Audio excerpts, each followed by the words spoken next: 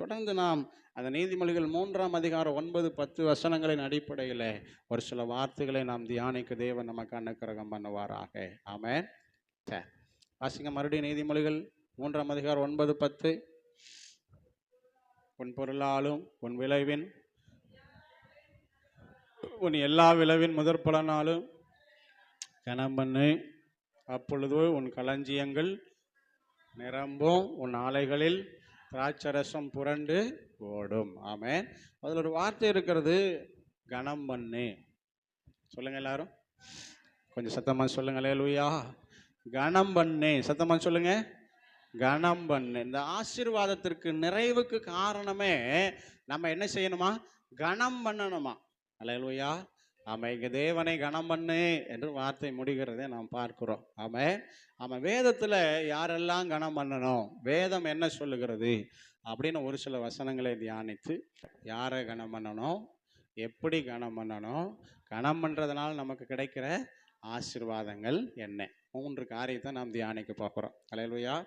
முதல்ல யாரை நாம் கனம் பண்ண வேண்டும், ஒரு 5 வசனங்களை நாம் ஞாபகப்படுத்த போகிறோம். அல்லேலூயா. சரி, இந்த நீதிமொழிகள் 3:10 நாம் வாசித்தோம். உன் பொருளாலும் உன் எல்லா விளைவின் முதற் பலனாலும் கர்த்தரை கனம் பண்ணு. அப்போ முதலாவது நம்ம யாரை கனம் பண்ணணுங்க? சத்தமாக சொல்லுங்க.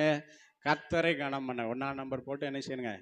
யாரை கனம் பண்ண வேண்டுங்கிற தலைப்புல கர்த்தரை நாம் கனம் பண்ண வேண்டும். 2வதாக லேவியராகமத்தின் புஸ்தகம் அதனுடைய 19ஆம் அதிகாரம் 32வது வசனம். வேகமாக எடுத்து ஒருத்தர் வாசிங்க. லேவியராகமம் 19ஆம் அதிகாரம் 32வது வசனம். நரைத்தவனுக்கு முன்பாக எழுந்திருந்து முதிர் வயதுள்ளவன் முகத்தை கனம் பண்ணி உன் தேவனுக்கு பயப்படுவாயாக, நான் கர்த்தர். இங்க யாரை கனம் பண்ண சொல்லி வேதம் சொல்லி இருக்குதுங்க? முதிர் வயது உள்ளவங்களை, அதாவது நரைத்த முடி நரைச்சு நல்ல முதிர் வயதா இருக்காங்க பார்த்தீங்களா, அவங்கள கனம் பண்ணணுமா. ஆமாம். 2வது யாரை கனம் பண்ணணுங்க? வயசானவங்களை கனம் பண்ணணும். நம்மளை விட வயசுல மூத்தவங்களை, முதிர் வயது உள்ளவர்களை நாம் என்ன செய்யணுங்க? கனம் பண்ண வேண்டும். அல்லேலூயா. ஆமென். சரி, 3வதாக நாம் யாரை கனம் பண்ண வேண்டும்? உங்களுக்கு எனக்கு நல்ல தெரிஞ்ச வசனம். ஆமென். பெற்றோரை என்ன செய்யணுங்க? கனம் பண்ண வேண்டும். Praise the Lord. ஆமென். உன் வாழ்நாள் நீடித்திருக்க நீ நன்றாய் இருப்பதற்கு தாயையும் தகப்பனையும் கனம் பண்ணுவாயாக. புதிய ஏற்பாட்டை எழுதும் பொழுது கிறிஸ்துவேசுக்குள்ள அவர்கள் என்ன செய்யணுங்களா? கனம் பண்ண வேணுமா. சரி, அப்போ 3வது யாரை கனம் பண்ணணும்? பெற்றோரை கனம் பண்ண வேணும். Very good. 4வதாக நாம் எல்லாரையும் கனம் பண்ண வேண்டும். Praise the Lord. நல்லவங்க, கெட்டவங்க, படித்தவங்க, படிக்காதவங்க, வசதியானவங்க, வசதி இல்லாதவங்க, நாம் எல்லாரையும் கனம் பண்ண வேண்டும். 1 பேதுரு 2ஆம் அதிகாரம் 17வது வசனத்தை ஒருத்தர் வாசிக்கலாம். 1 பேதுரு அதனுடைய 2ஆம் அதிகாரம் 17வது வசனம். எல்லாரையும் கனம் பண்ணுங்கள். போதும். அல்லேலூயா. எல்லாரும் சொல்லுங்க, யாரை கனம் பண்ணணும்? எல்லாரையும். பாரபட்சமே கிடையாது. எல்லாரையும் நம்ம என்ன செய்யணுங்க? கனம் பண்ண வேண்டும். 5வதாக ரோமர் 12:10. ரோமர் 12:10 வாசிங்க. ரோமர் 12:10. சகோதர சிநேகத்திலே ஒருவர் மேல் ஒருவர் பட்சமாயிருங்கள், கனம் பண்ணுகிறதிலே ஒருவருக்கு ஒருவர் என்ன செய்யுங்கள்? முந்திக் கொள்ளுங்கள். ஆமாம். இப்போ இந்த வசனத்தின் அடிப்படையில் நாம் 5வதாக ஒருவரை ஒருவர் கனம் பண்ண வேண்டும். அல்லேலூயா. சகோதரர்கள் அல்லது கிறிஸ்து இயேசுவுக்குள்ளே சகோதரிகளாக இருக்கிற நாம் ஒருவரை ஒருவர் கனம் பண்ண வேண்டும். நம்ம யாரையெல்லாம் கனம் பண்ணணும் அப்படின்னு நாம் தியானித்து கொண்டிருக்கிறோம். 5 விதத்தில் நாம் கனம் பண்ண வேண்டும் என்று வேதம் நமக்கு கற்றுக் கொடுக்கிறது. 1, நாம் தேவனை கனம் பண்ண வேண்டும். 2வது, நம்மை விட வயதில் முதிர்ந்தவர்களை அல்லது நரைமுடி உள்ளவர்களை, நரைமுடி வயது உள்ளவர்களை நாம் என்ன செய்ய வேண்டும்? கனம் பண்ண வேண்டும். 3வது, பெற்றோரை கனம் பண்ண வேண்டும். 4வது, பாரபட்சம் இல்லாமல் எல்லாரையுமே கனம் பண்ணணும். 5வது, ஆண்டவருக்குள்ள சகோதர சகோதரிகளாக இருக்கிற நாம் ஒருவரை ஒருவர் கனம் பண்ண வேண்டும். அல்லேலூயா. சத்தமா சொல்லுங்க அல்லேலூயா. அப்போ ஆண்டவர் நாம் ஒருவரை ஒருவர் கனம் பண்ண விரும்புகிறார். Price the Lord. ஆமா, ஒருவருக்கு ஒருவர் கனம் பண்ண முந்திக் கொள்ளுங்கள் என்று வேதம் சொல்லுகிறது. அப்படி வசனம் இருக்குதுங்களா? ஒருவருக்கு ஒருவர் என்ன செய்யணுங்களா? கனம் பண்ணுறதுக்கு முந்திக் கொள்ளணுமா? Price the Lord. ஒருத்தர் ஒருத்தர் பார்க்கும்போது, ஒருத்தர் ஒருத்தர் பேசும்போது நாம் கனம் பண்ணுறதுக்கு என்ன செய்யணுங்க? முந்திக் கொள்ள வேண்டும். ஆமென். அல்லேலூயா. நாமளே பொதுவாக அதை எதிர்பார்க்கிறோம். ஆமாவா இல்லைங்களா? நாம் ஒருத்தர் ஒருத்தர் பார்க்கும்போது கனம் பண்ணலைன்னா நம்ம என்ன செய்ய மாட்டோங்க? அந்த உறவை விரும்புகிறது இல்லை. தேவ பிள்ளைகளாக இருக்கிற நாம், விசுவாசிகளாக இருக்கிற நாம் ஒருவரை ஒருவர் பார்க்கும் பொழுது நாம் கனம் பண்ண வேண்டும். ஒருத்தர் ஒருத்தர் பார்க்கும் பொழுது அல்லது பேசும்போது, ஒருவேளை ஃபோனில் பேசினாலும் கூட நாம் ஒருவரை ஒருவர் கனமாக எண்ண வேண்டும். ஆமென் சொல்லுங்க. நல்ல சத்தமாக சொல்லுங்க. அல்லேலூயா. ஆண்டவர் நல்லவர். ஆமாம், அதற்கு அடையாளமாக தான் நம்ம பார்த்த உடனே என்ன சொல்கிறோம்? கர்த்தருக்கு ஸ்தோத்திரம். ஆமென். ஸ்தோத்திரங்கிற வார்த்தை வருகிறது. எதற்காக? கனம் பண்ண. ஆமென். அல்லேலூயா. அல்லேலூயா. ஆமாம், விசுவாசிகள் ஊழியக்காரரை பார்க்கும்போது என்ன சொல்லணுங்க? ஸ்தோத்திரம் பாஸ்டர், ஸ்தோத்திரம் பாஸ்டர்மா அப்படின்னு என்ன செய்யணுங்க? சொல்லணும். அது நம்மை நடத்துகிற ஊழியக்காரர்களை கர்த்தருக்குள்ள கனம் பண்ணுகிறதற்கான ஒரு அடையாளம். ஆமென். விசுவாசிகள் ஒருவர் பார்க்கும்போது ஸ்தோத்திரங்கா, ஸ்தோத்திரம் சிஸ்டர் அப்படின்னு என்ன செய்யணுங்க? சொல்லணும். ஆமென். அதுதான் கனம் பண்ணுகிறதற்கான அடையாளம். John Paul, John Wesley, Gokul, Sunday class டீச்சரை பார்க்கும்போது சொல்லுங்க ஐயா, என்ன சொல்லணும்? ஸ்தோத்திரான்னு சொல்லணும். அல்லேலூயா. ஆமாம், ஆண்டவர் நல்லவர். கனம் பண்ண. அப்போது ஒரு மாணவன் ஆசிரியரை பார்க்கும் பொழுது நம்ம என்ன சொல்கிறாங்க? Good morning teacher, good morning sir. எங்கே பார்த்தாலும் சொல்கிறாங்க. லீவு நாளாக இருந்தாலும் ஒரு கடை வீதியில் பார்த்தாலும் என்ன வருது? நாங்கள்லாம் சொன்னோம்ப்பா, இப்போ இருக்கிற பிள்ளைகள்லாம் எப்படின்னு தெரில, நீங்களும் சொல்லியிருப்பீங்கன்னு நம்புகிறேன். அல்லேலூயா. அல்லேலூயா. பாருங்கள், இன்னைக்கு உங்களுக்கு படித்து கொடுத்த ஆசிரியரை நீங்கள் பார்த்தாலும் என்ன தான் சொல்லுவீங்க? வணக்கம் சார் அப்படின்னா அது என்ன சொல்லுவோம்? சொல்லுவோம். அதான் கனம் பண்ணுகிறதற்கான அடையாளம். ஆமென். அப்போ ஒருவரை ஒருவர் என்ன செய்யணுங்க? கனம் பண்ண வேணும். ஆமென். நமக்கு அறிமுகமானவர்கள், நம்முடைய குடும்பத்தில் இருக்கிறவங்களை நம்ம பார்க்கும்போது ஒருவரை ஒருவர் கனம் பண்ணுகிற, ஆமென், ஒருவேளை கிறிஸ்துவுக்குள்ளே இருப்பார்கள் ஆனால் ஸ்தோத்திரம் அப்படிங்கிற அந்த வார்த்தை வரணும். ஒருவேளை அவங்க கிறிஸ்துவ அறியாதவர்களாக இருப்பாங்களான்னா வாங்க, நல்லா இருக்கிறீங்களா அப்படின்னு என்ன செய்யணுங்க? கனமுள்ள வார்த்தைகளை நாம் பேச வேண்டும். ஆமென். சரி, அப்போ ஒருவரை ஒருவர் கனம் பண்ண நாம் என்ன செய்ய வேண்டும்? அடுத்த தலைப்பு என்னதுங்க? கனம் பண்ண நாம் என்ன செய்ய வேண்டும்? கனம் பண்ண நாம் என்ன செய்ய வேண்டும்? ஆமாம், முதலாவதாக ஒருவரை ஒருவர் கனம் பண்ண நாம் என்ன செய்ய வேண்டும்? மத்தேயு 18ஆம் அதிகாரம் 10வது வசனத்தை நம்ம வாசிக்கலாம். மத்தேயு 18:10. இந்த சிறியரில் ஒருவரையும் அற்பமா எண்ணாதிருப்பீர்களாக, எச்சரிக்கையாயிருங்கள். தேவதூதர்கள் பரலோகத்தில் என் பிதாவின் சமூகத்தை எப்பொழுதும் தரிசிக்கிறார்களே. ஆமாம். அப்போ ஒருவரை ஒருவர் கனம் பண்ண நாம் என்ன செய்யணும்னா, ஒருத்தரையும் நாம் அற்பமாக எண்ண கூடாது. பக்கத்தில் கைப்பிடி சொல்லுங்க. நம்ம மற்றவங்களை கனம் பண்ணணும்னா அற்பமாக நினைக்கக்கூடாது. ஆமென். 1-2 வசனங்களை நாம் அதுக்கு ஆதாரமாக வாசிப்போம். லூக்கா 18:9 வாசிங்க. லூக்கா 18:9. எதனால் ஒரு மனுஷன் மற்றவங்களை அற்பமாக நினைக்கிறான்? எதனால் ஒரு மனுஷன் மற்றவங்களை அற்பமாக நினைக்கிறாங்கன்னா, அவங்கள விட நான் நீதிமான் அப்படிங்கிற எண்ணம் வர்றதுனால தான் மற்றவங்களை என்ன செய்கிறானுங்க? அற்பமாக நினைக்கிறான். அல்லேலூயா. நிறைய மருமக்கமார்கள் மாமனார் மாமியாரை அற்பமாக நினைக்க காரணம் என்ன?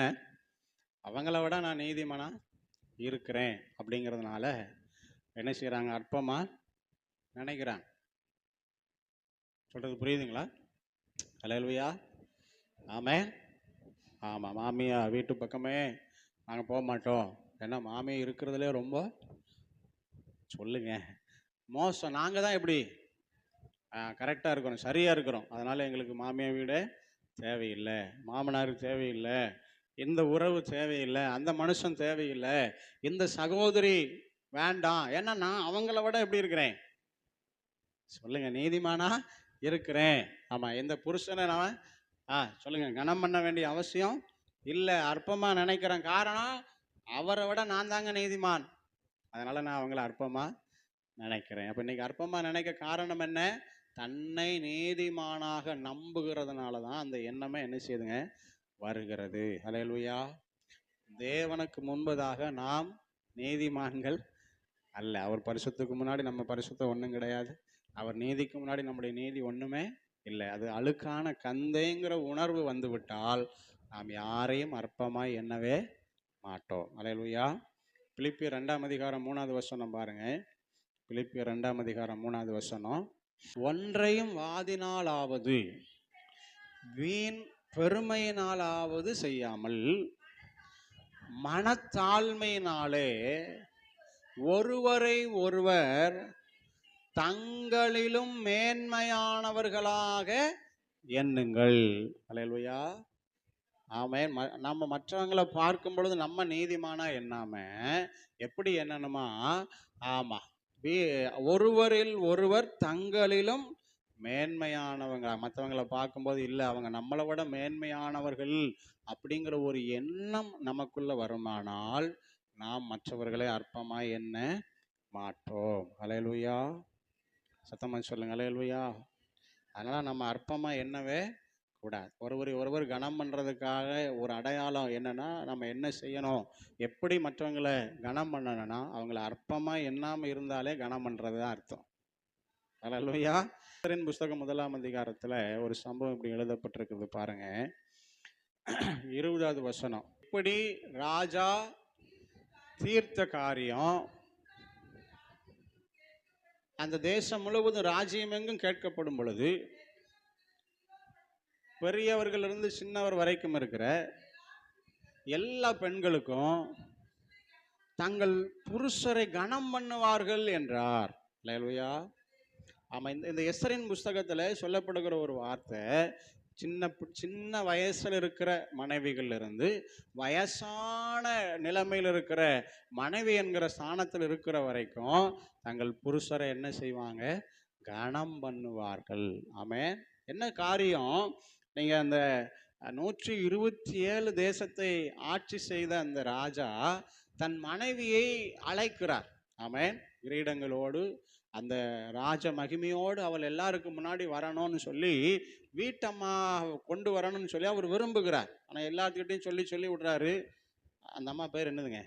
வஸ்தி. அந்த அம்மா என்ன செய்கிறாங்க? இல்லை, நீங்கள் சொல்லியெல்லாம் நான் என்ன செய்ய முடியாது, கேட்க முடியாது. என்ன காரணம்னா அற்பமாக எண்ணினாள். புருஷனை எப்படி நினைச்சாலுங்க? 17வது வசனத்தை வாசிங்க. 17வது வசனம். ஆமென். ம் ம் ம் அப்போ வராதுக்கு இந்த வசனத்தின் அடிப்படையில் என்ன காரணம்? அவருடைய புருஷன் அவருடைய பார்வையில் எப்படி இருந்தாலுங்க? அற்பமா பார்த்ததுனால தான் ராஜா சொன்ன என்ன, எத்தனை ஆட்களை அனுப்பின என்ன, நான் என்ன செய்ய முடியாது? சொல்லுங்க, வர முடியாது, சொன்னபடி கேட்க முடியாது. காரணம், தன் கணவனை அற்பமாய் எண்ணினார். அல்லேலூயா. அல்லேலூயா. ஆமென். நாமும் நமக்கு தந்திருக்கிற சொல்லுங்க, தலைவரை, வீட்டு தலைவரை நாம் அற்பமாக எண்ண கூடாது. ஒருவேளை அவள் எதனால் அப்படி நினைச்சான்னு கேட்டீங்கன்னா அவள் 1000 காரணம் சொல்லுவான். 1000 காரணம் சொல்லுவான். ஒரு பெரிய தேசத்துக்கு ராஜாவா? அறிவு வேண்டாமா? மனைவி அழகா எல்லாத்துக்குமா காட்டணும்? அறிவு இல்லை இந்த ஆளுக்கு. அதனால அவர் சொல்றதெல்லாம் நான் என்ன செய்ய முடியாது? சொல்லுங்க. அல்லேலூயா. அறிவே இல்லைனாலும் அற்பமா என்ன கூடாது. அல்லேலூயா. தகுதியே இல்லைனாலும் அற்பமா என்ன கூடாது. யார் யாரை? கணவன் மனைவியா, மனைவி கணவனை. அல்லேலூயா. ஆமென். அப்போ நாம் கனம் பண்ண அற்பமாக எண்ணக்கூடாது. விசேஷமாய் மனைவி என்கிற ஸ்தானத்தில் இருக்கிற நாம் புருஷனை கனம் பண்ண எந்த சூழ்நிலையிலும் எந்த நேரத்திலும் அற்பமாக எண்ண கூடாது. அல்லேலூயா. எந்த இடத்துலையும் எல்லா சூழ்நிலையிலும் கீழ்ப்படுகிறதற்கு நம்மை விட்டு கொடுக்குவேன். பைசலா நான் என்னுடைய அனுபவத்தில் பார்த்துருக்குறேங்க. எத்தனையோ புருஷர்கள் அவன் தன்னுடைய மனைவியினால ரொம்ப கேவலமா ரொம்ப அற்பமா பேசப்படுகிறத நடத்தப்படுகிறதை நான் பார்த்துருக்கிறேன். அல்லேலூயா. நீங்களும் ஒரு வேளை பார்த்துருக்கலாம். அல்லேலூயா. ஆமென். ஆனால் வேதம் அதை ஒருபோதும் ஏற்றுக்கொள்வது இல்லை. ஆமென். கணவன் என்கிறவர்கள் கனம் பண்ணப்பட வேண்டியவர்கள். அல்லேலூயா. நீங்கள் ஒருவேளை அந்த அம்மா சொல்கிற மாதிரி 1000 காரணம் சொல்லலாம். அந்த ஆளுக்கு சுத்தமாக அறிவே கிடையாதுங்க. அந்த ஆளுக்கு இங்கிதமே கிடையாது. என்ன பேசணும்னு தெரியாது. எப்படி எவ்வளோ நீட்டாக இருக்குன்னு தெரியாது. இப்படி அப்படி இப்படி எத்தனை காரணம் சொன்னாலும் அது ஏற்றுக்கொள்ளப்படத்தக்கது அல்ல. அல்லேலூயா. அல்லேலூயா. கணவனை பிள்ளைகளுக்கு முன்பதாக நீங்கள் கனம் பண்ணணும். கணவனை சபைக்கு முன்பதாக நீங்கள் கனம் பண்ணணும். கனமான வார்த்தைகளை பேசணும். கீழ்ப்படிதலை ஆமென் கனம் பண்ணுறதுக்கு அடையாளமாக நீங்கள் வெளிப்படுத்தணும். ஆமென் சொல்லுங்க. அல்லேலூயா. ஆமாம். இன்றைக்கு அநேக நேரங்களில் கணவன் தன்னுடைய மனைவியை நேசத்தில் ஒரு உயர்ந்த இடத்துக்கு கொண்டு போகும்போது அவங்க என்ன நினச்சிக்கிறாங்கன்னா, இந்த ஆம்பளை நம்ம இல்லாமல் ஒன்றும் செய்ய போகிறது இல்லை, நாம் என்ன வேணாலும் செய்யலாம், எப்படி வேணாலும் நடத்தலாம் அப்படிங்கிற ஒரு நிலைக்கு என்ன செஞ்சிடறாங்க வந்துடுறாங்க. அதாவது அன்பு அதிகமாகும் போது அசட்டை அதிகமாகி விடுகிறது. அல்லே சொல்லுங்க. ஆமென். ஆனால் எந்த சூழ்நிலையிலும் எவ்வளவு தூரம் நீங்கள் மனைவியை தலை மேலே கிரீடமாக கணவன் வச்சுருந்தாலும் ஆமென் கனம் பண்ணுறதுல என்ன செஞ்சிடக்கூடாதுங்க. ஆமாம் குறைஞ்சு போகவே கூடாது. இன்னைக்கு நிறைய பேர் இந்த வசனத்தை தப்பாக நினச்சிக்கிறாங்க.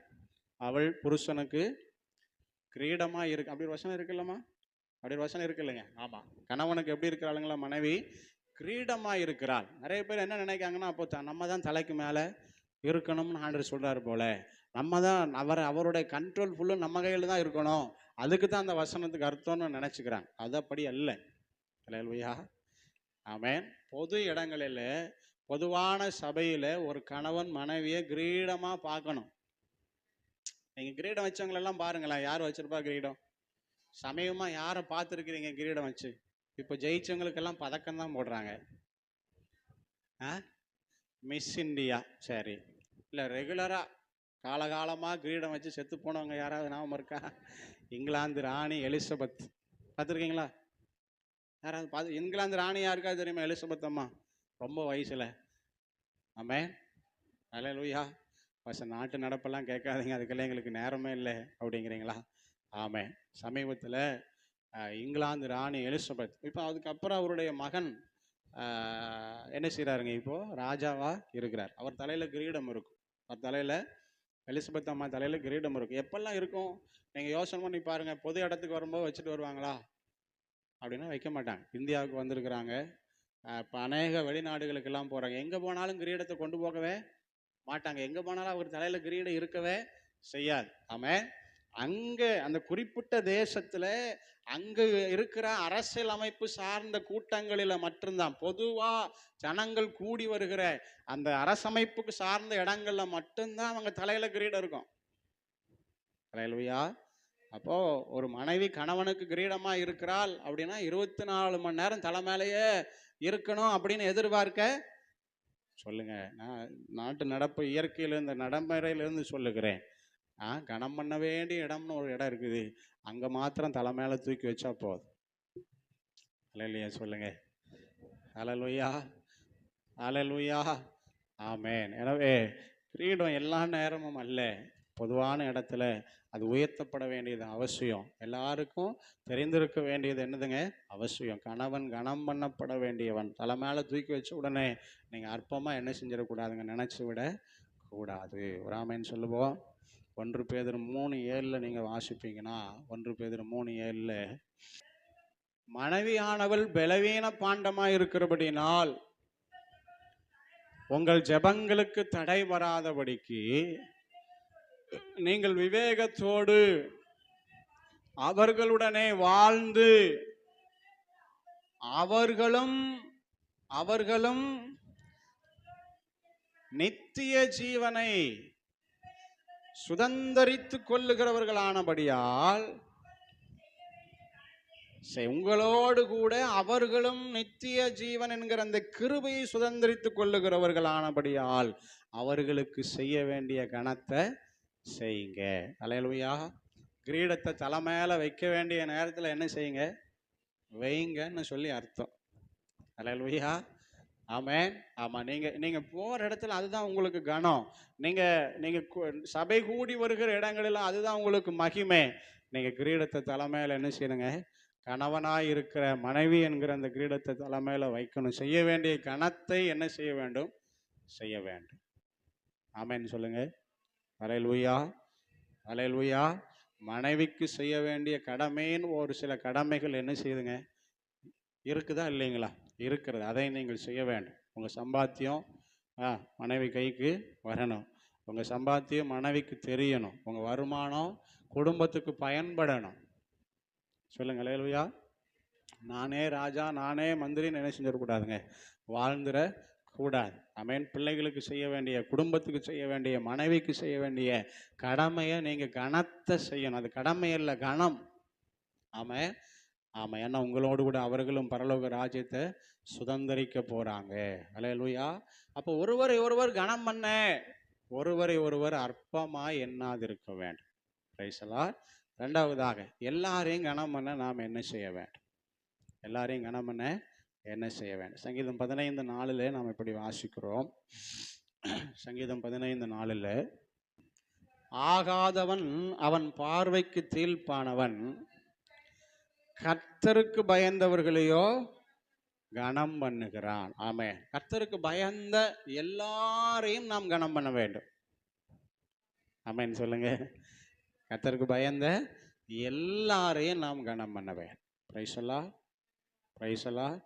அவங்க சின்னவங்களோ பெரியவங்களோ, வசதி இருக்கிறவங்களோ வசதி இல்லாதவங்களோ, ஆமேன், எல்லாரும் யாரெல்லாம் கர்த்தருக்கு பயப்படுறாங்களோ அவங்க எல்லாரையும் ஒரே விதமாக நாம் கனம் பண்ண வேண்டும். ஆமேன்னு சொல்லுங்க. அல்லேலூயா. அல்லேலூயா. ஆமாம், அது நம்மேல் விழுந்த கடமை. எல்லாரையும் கனம் பண்ணணும்.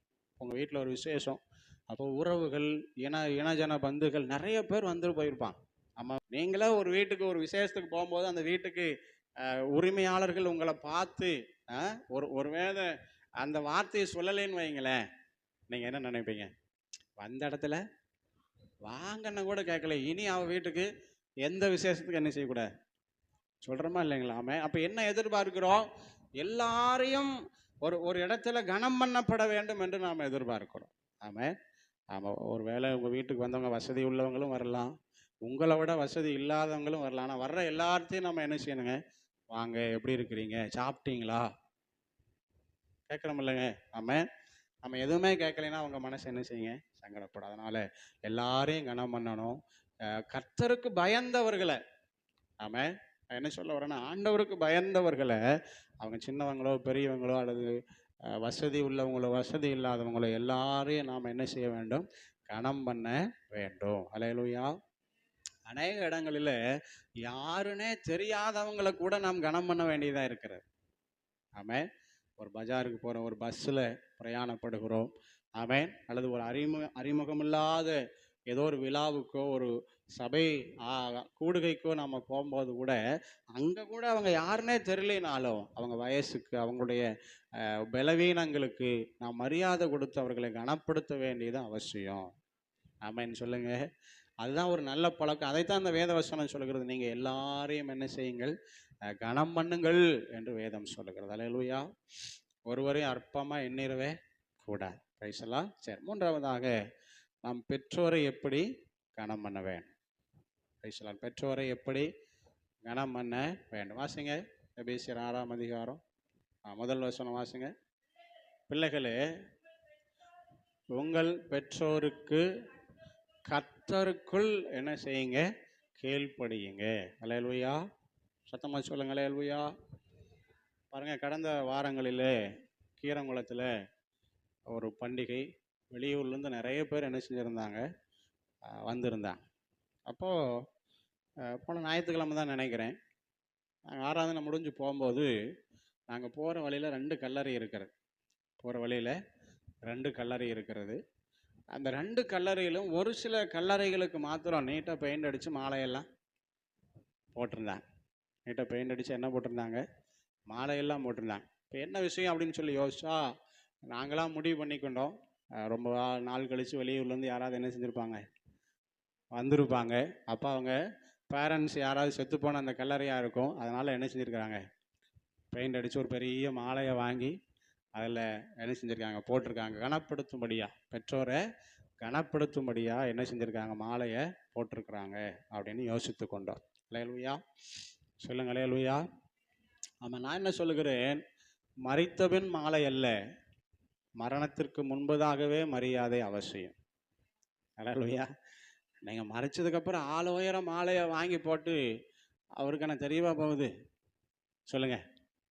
ஆமாம். ஆனால் மரணத்திற்கு முன்பதாகவே அவர்களுக்கு கொடுக்க வேண்டிய மரியாதையை, அவர்களுக்கு செலுத்த வேண்டிய அன்பை, அவர்களுக்கு செலுத்த வேண்டிய அடிப்படை கடமைகளை ஆகிலும் நாம் செய்து அவர்களை கனப்படுத்த வேண்டும். ஒரு ஆமேன் சொல்லுங்களேன். ஆமேன். ஆண்டவர் ரொம்ப நல்லவர். ஒருவேளை உங்களுக்கு வாழ்க்கையில் அப்பா அம்மா இருப்பாங்கன்னா தயவு செய்து என்ன செய்யுங்க, அவங்கள விசாரிங்க. ஆமேன்.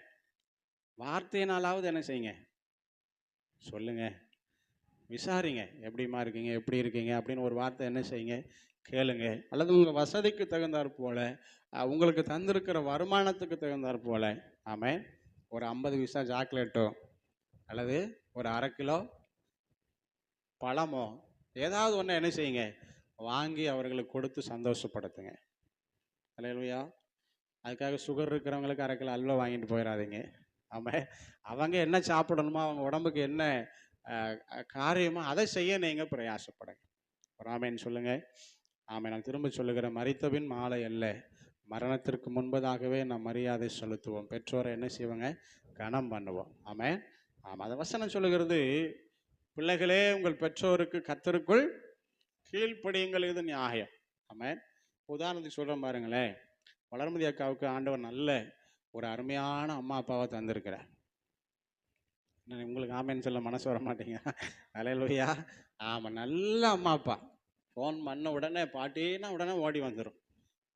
பாட்டின்னு உடனே என்ன செஞ்சுருவாங்க, ஓடி வந்துடுவாங்க. எம்மா கடலை போடணும், ஓடி வந்துடுவாங்க. எம்மா இதை செய்யணும், ஓடி வந்துடுவாங்க. இது வேணும், அது வேணும், எப்படியாவது கஷ்டப்பட்டாலும் வாங்கி கொடுத்துருவாங்க. அப்போ நல்ல அப்பா அப்பா தானே. ஆமேன். அல்லேலூயா. ஆண்டவர் ரொம்ப நல்லவன். சார், நல்ல தாய் தகப்பனை தந்துருக்கிறாங்க. அவர்களுடைய வார்த்தைக்கு கட்டாயம் கீழ்ப்படியணும். ஆமேன். அல்லேலூயா. ஏம்மா இந்த மாதிரி களை பறிக்கணுமா, ஒரு 2 நாள் இங்கே வந்து இருந்து களை பறி, தாராளமாக கீழ்ப்படியணும். அல்லேலூயா. சத்தமாக சொல்லுங்க அல்லேலூயா. வீட்டுக்காரர் அனுமதிச்சா, வீட்டுக்காரர் போன்னு சொன்னால் என்ன செய்யணுங்க, தாராளமாக போய் அங்கே இருந்து 2 நாள் அவங்களுக்கு உதவி செஞ்சுட்டு வரணும். அல்லேலூயா. சொல்லுங்க அல்லேலூயா.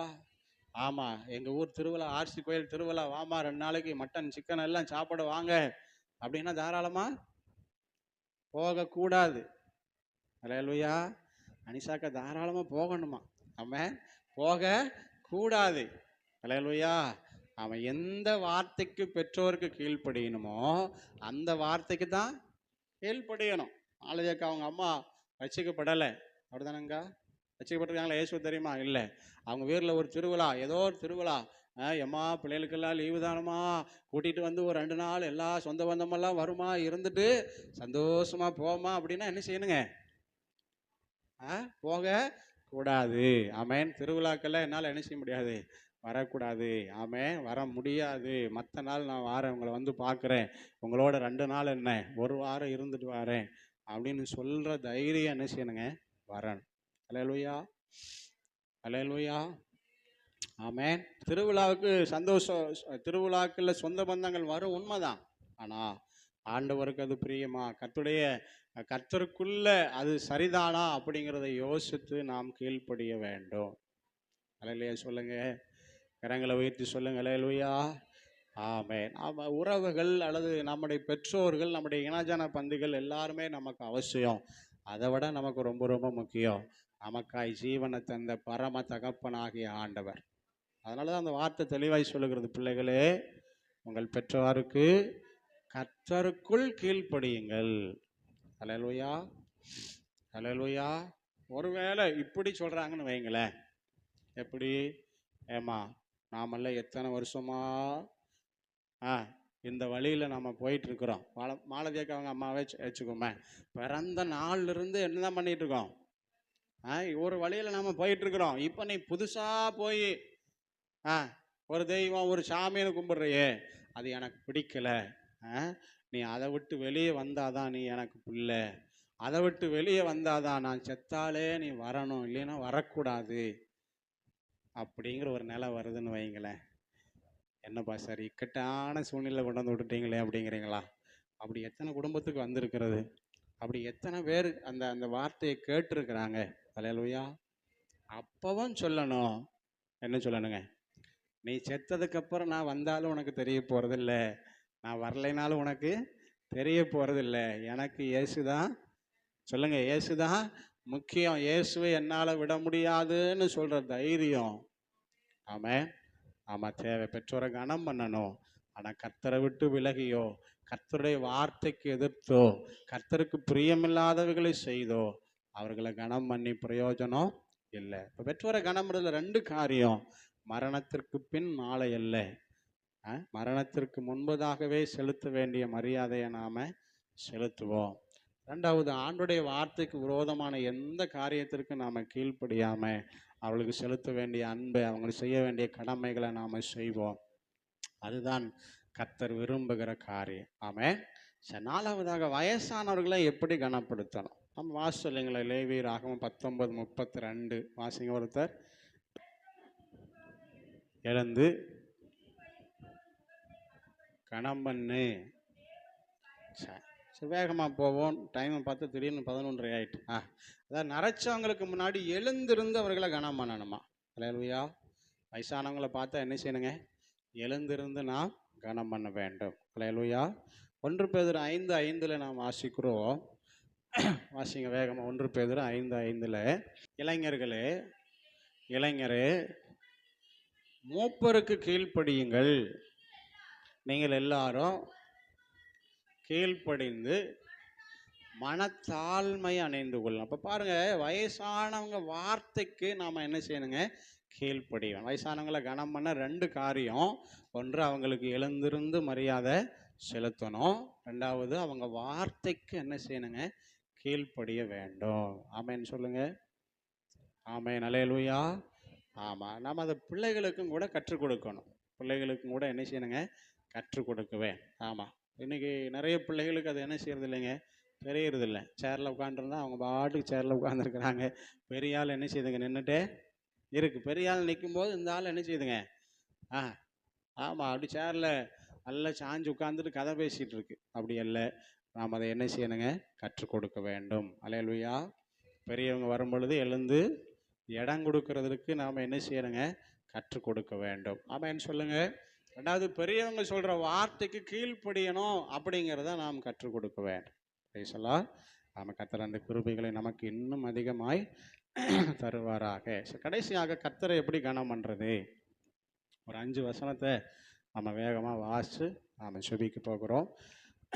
வாசிங்க. 1 சாமுவேல் 2ஆம் அதிகாரம் 30வது வசனம். ஆகையால் 1 சாமுவேல் 2:30, இஸ்ரவேலின் தேவனாகிய கர்த்தர் சொல்லுகிறதாவது, உன் வீட்டாரும் உன் பிதாவின் வீட்டாரும் என்று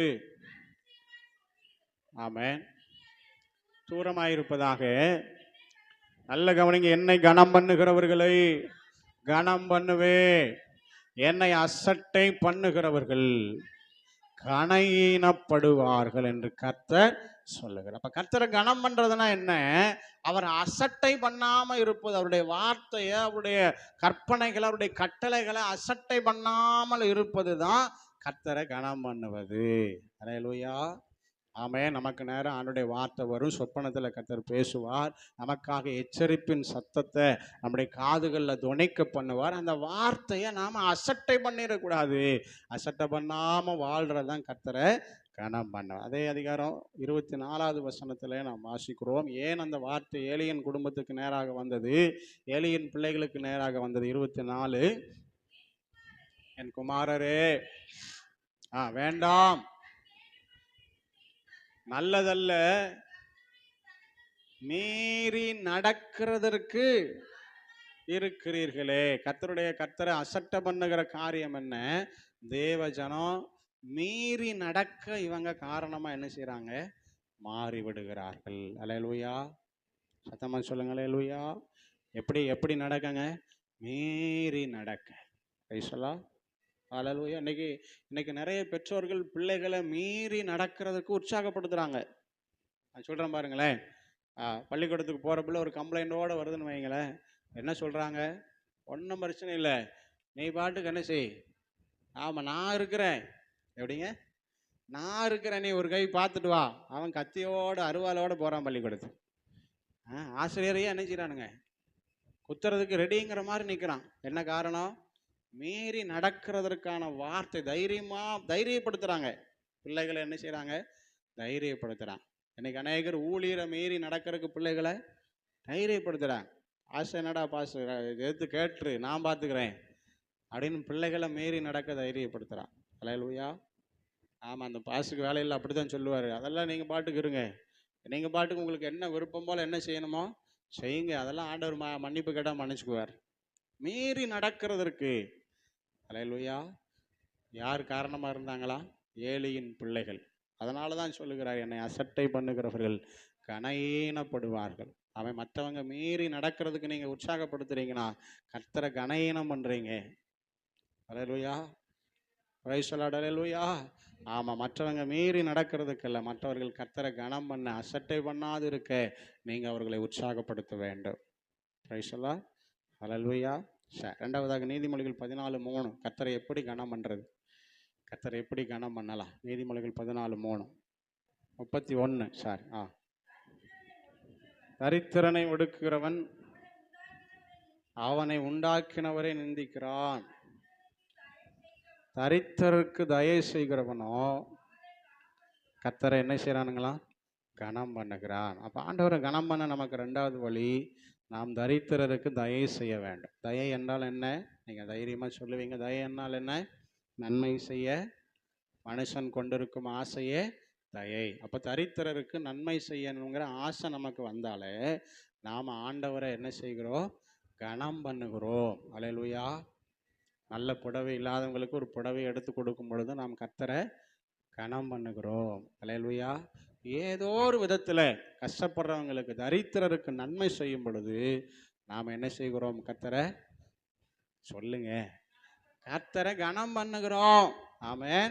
சரி, மூன்றாவதாக ஏசாயா 29:13 பாருங்க. 29:13 ஜனங்கள் சேர்ந்து என்னை கனம் பண்ணுகிறார்களே. தூரமாக இருக்கு. மத்தேயு 15:8 பாருங்க. இந்த ஜனங்கள் என்னிடத்தில் சேர்ந்து என்னை கனம் பண்ணுகிறார்கள். அப்போ மூணாவது, நம்ம ஆண்டவர் எப்படி கனம் பண்ணனா, வாயினால அல்லது உதடுகளினால அல்ல, இருதயத்தில் இருந்து கர்த்தரை கனம் பண்ண வேணும். சொல்லுங்க அல்லேலூயா. அல்லேலூயா. ஆமாம், உதட்டினால நிறைய நேரங்களில் நீங்கள் பார்த்தீங்கன்னா பாட்டு நடந்துகிட்டே இருக்கும். பாட்டு என்ன செய்வாங்க? சொல்லுங்க, பாட்டு பாடிட்டே இருப்பாங்க. ஆனால் சிந்தையெல்லாம் எங்கே இருக்கும்? இருதயமெல்லாம் எங்கே இருக்கும்? ஆராதனையிலே இருக்காது. அது எங்கேயாவது போயிட்டு என்ன செய்யுங்க? ரவுண்ட் அடிச்சுட்டு வரும். ஆமாம், அப்படி அல்ல. வார்த்தையும் இருதயமும் இணைந்து கர்த்தரை நாம் மகிமைப்படுத்தும் பொழுது கர்த்தரை கனம் பண்ணுகிறோம். அல்லேலூயா. ஆமாம், நல்ல கவனிங்க. சொல்லி நான் ஜெபம் பண்ண போவோம். ஆனால் நேரம் ஆகிட்டு. தொடர்ந்து நம்ம அடுத்த வாரங்களில் தியானிப்போம். கர்த்தர் நல்லவர். ஒரு தேவ மனுஷன் அல்லது தேவனை நம்பி இருக்கிற ஒருவர் வீட்டுக்கு வந்திருந்தார். அப்போ நாங்கள் பேசிகிட்டே இருக்கும் பொழுது அவர் சொன்னார், நாங்கள் விசுவாச ஊழியம் செய்கிறோம் பாஸ்டர். எல்லாமே நாங்கள் எப்படி தான் சொல்லுங்கள் சொல்லுங்கள் விசுவாசத்தில். அவர் பேசின நிறைய வார்த்தை விசுவாசம் விசுவாசம் விசுவாசம் விசுவாசம் விசுவாசம். அல்லேலூயா. இங்கே ஊழியம் செஞ்சேன், அங்கே ஊழியம் செஞ்சேன், அப்படி செஞ்சேன், இப்படி செஞ்சேன், அதை சாதிச்சு இதை சாதிச்சு, எல்லாம் விசுவாசம். கடைசியாக அவர் சொன்னார், 10,00,000 ரூபா கடன் இருக்கு. எவ்வளோ இருக்கு? அப்போ இப்போ பேசின வார்த்தைக்கும் செயலுக்கு என்ன கிடையாதுங்க?